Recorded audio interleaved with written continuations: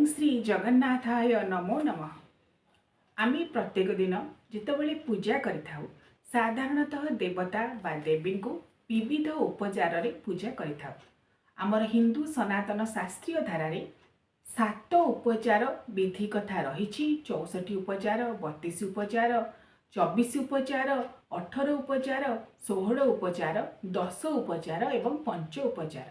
ये समस्त उपचार पूजा मानकरे आमे जितेबाला पूजा करिथाउ विविध उपचार सहित साधारणतः आमे देवदेवी को गंध पुष्प धूप दीप नैवेद्य जहाँकि आमर पंचोपचार विधि यही विधि रे गृह मानकरे पूजा करिथाउ।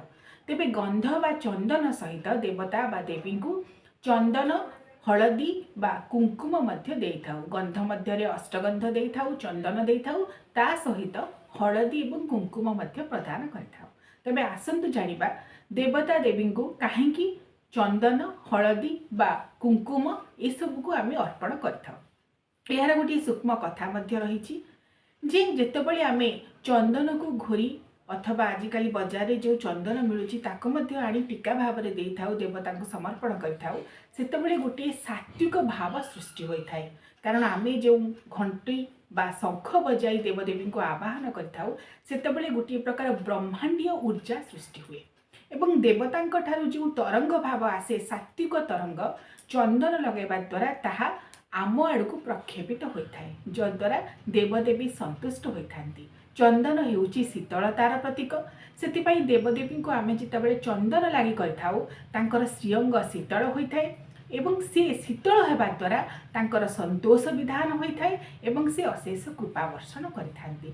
तेणु देवदेवी पूजा समय प्रखंड भाव में जेहेतु ऊर्जा प्रक्षेपित होता है से ऊर्जा को प्रक्षेपित करने से ब्रह्मांडीय ऊर्जा ईश्वरीय ऊर्जा बोली जहाँ कहती ताकू प्रक्षेपित ऊर्जा को शीतलता करने निमित्त देवदेवी को शीतलता छाया प्रदान करने निमित्त चंदन लेपन करा जाए।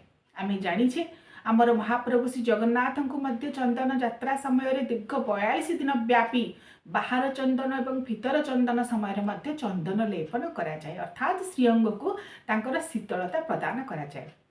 ता सहित मध्य प्रत्येक रात्रे संध्या धूप पर चतुस्सम अर्थात चंदन कर्पूर केसर ए सब को लगाई महाप्रभु को मध्य चतुस्सम चंदन लागी करा जाए।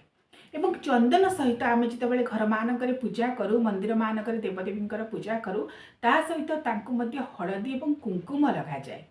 हलदी भूमि फले गछटी भूमि सृष्टि हुए तेणु हलदी जितेबाला आम देवदेवी को समर्पण करिथाउ सेतेबेले गोटे प्रकार भूमि तरंग सृष्टि हुए एवं सही भूमि तरंग जितेबाला आम हलदी को लगाई थाउ देवदेवी को बा तांको स्नान करने समय हेउ मार्जन करने समय हेउ जितेबाला आम हलदी दे थाउ सेतेबेले भूमि तरंग सहित देवतांक ठारू प्रक्षेपित सात्विक तरंग बा ब्रह्मांडीय सात्विक तरंग एकत्रित हो जाए।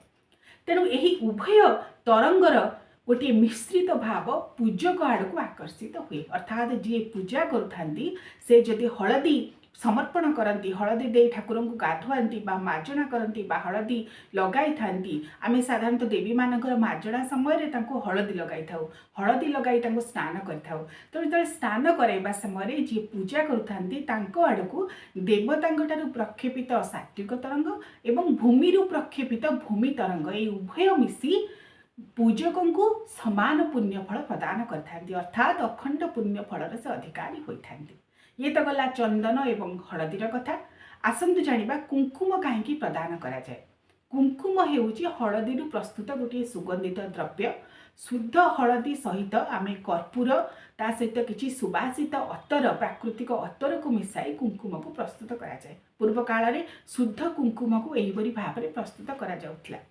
तेबे कुंकुम लगाइबार कुंकुम लेपन करिबार कारण हेउची जेहेतु यह हलदी प्रस्तुति तेणु समान भाव में भूमि तरंग मध्य प्रक्षेपित हुए देवतांक आम जो कुंकुम समर्पण करिथाउ सेतेबेले समान भाव में भूमि तरंग देवतांक ठारू प्रक्षेपित सात्विक तरंग ये उभय मिसी जाए ता सहित तार जो सुवासित अतर एवं जो हलदीर मात्राटा रही था पूर्ण मात्रा हलदी सहित सुवासित अतर एवं कर्पूर ये उभय मिसी गोटे शीतलता भाव देवदेवी को प्रदान करें। जदिओ आमर सनातन शास्त्रीय धारारे आमे निर्गुण उपासनार पूजा कथा वेद कहे मात्र सगुण रूप में आम प्रायतः घर मानक पंचोपचार विधि रे ठाकुर को पूजा करिथाउ।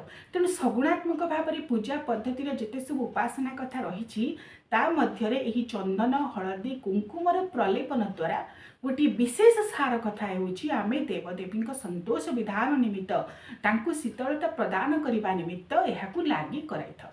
तेबे जेतेबेले भी आपण चंदन बा हलदी बा कुंकुम लगाउछन्ति केबे भी सीधा सड़क मस्तक लगाइबे नाही बा श्रीअंगरे लगाइबे नाही। सर्वप्रथमे तांकु समर्पित करी चरण रे लगाइबे अर्थात पदद्वय लगाइबे प्रार्थना करी तार मंत्र मध्य रही मोर स्वागतिका पाणी यूट्यूब वीडियो माध्यम बहुत प्रकार ए संपर्क में आलोचना करी गंध चंदन मंत्र कौन हलदीर मंत्र कौन ताकू आपण मैंने देखिपारे। तेणु मंत्र उच्चारण करी बा भाव निवेदन करी जो मैंने मंत्र उच्चारण कर न पारे से भाव को निवेदन करें। तेणु भाव को निवेदन करी सर्वप्रथमे तांकर चरणद्वय तापरे दुई हस्तरे लगाइबे तापरे तांकर मस्तकरे लगाइबे बा कपाଳରେ लगाइबे तापरे वक्ष देशरे लगाइबे एवं सर्वशेष सर्वांगरे चंदन हलदी कुंकुम लेपन करेंगे। ये हूँ आमर शास्त्रीय विधि। जितेबाला आपण देवदेवी को चंदन हलदी कुंकुम लगाउछन्ति एही विधि रे ही तांको लागी कराइबे कारण यार गोटे विशेष महत्व रही। जितेबाला ये सब को लागी करा जाए देवतांक ठारू जो सात्विक भाव सात्विक तरंग सात्विक ऊर्जा आसे ताहा पूजकर चतुर्पार्श्वे थिबा एवं से जो घरे बसी पूजा करुथाए ठाकुर घरे बा तार घरर चतुर्पार्श्वे बा मंदिर जो मैंने पूजा कर मंदिर चतुर्पार्श्वे समस्त प्रकार रजोगुण तम गुण को यह नष्ट करिथाए। अर्थात यार गोटे मारक शक्ति मध्य रही जो मारक शक्ति ब्रह्मांडीय तरंगरु प्रक्षेपित होई देवतांक ठारू आसी समस्त प्रकार पाप ताप दुख शोक विनिष्ट करे। अन्य अर्थरे कहबाकू गले समस्त प्रकार अनिष्ट जो सब ग्रह अच्छी बा अनिष्ट कथा सब रही ताकू मध्य प्रशमित करता यार मारक शक्ति रही। तेणु तारक शक्ति एवं मारक शक्ति उभय मिसी जाती आपण जदि चंदन हलदी कुंकुम समर्पण करती ये सबू एकत्रित हो गले समस्त प्रकार दुख कष्ट पीड़ा लाघव होगा सहित मनुष्य चतुर्वर्ग फल मध्य लाभ करिଥାଏ। तेणु मन रखिए जितेबाला चंदन कुंकुम हलदी ये सब को लागी कराउछन्ति शुद्ध भाव में शुद्ध चंदन शुद्ध हलदी शुद्ध कुंकुम को विधिपूर्वक ठाकुर देवदेवी को लागी कराइबे। ओम नमो भगवते वासुदेवाय।